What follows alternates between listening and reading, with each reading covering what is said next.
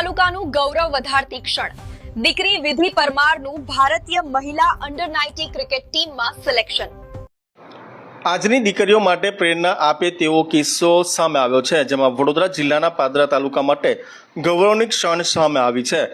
પાદરા તાલુકાની પ્રતિભાશાળી દીકરી વિધિ હસમુખભાઈ પરમારની ભારતીય મહિલા અંડર 19 ક્રિકેટ ટીમમાં પસંદગી કરવામાં આવી છે।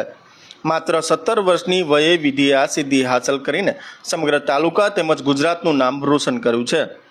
વિધિ પરમાર આગામી શ્રીલંકા સામે યોજાનારી વન ડે ક્રિકેટ શ્રેણીમાં ભારતનું પ્રતિનિધિત્વ કરશે।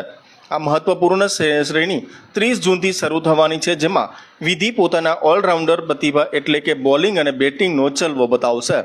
ક્રિકેટ ક્ષેત્રે સતત મહેનત અને સમર્પણ અને ઉત્કૃષ્ટ પ્રદર્શનના પરિણામે તેને ભારતીય ટીમમાં સ્થાન મળ્યું છે। હાલમાં વિધિ ધોરણ 12માં અભ્યાસ કરી રહી છે અને સાથે સાથે ક્રિકેટ ક્ષેત્રે પણ સફળતાના નવા શિખરો સર કરી રહી છે। તેની આ સિદ્ધિથી પરિવારજનો, મિત્રો, કોચ અને તેમજ સમગ્ર પાદરા તાલુકામાં આનંદ અને ગૌરવની લાગણી જોવા મળી રહી છે।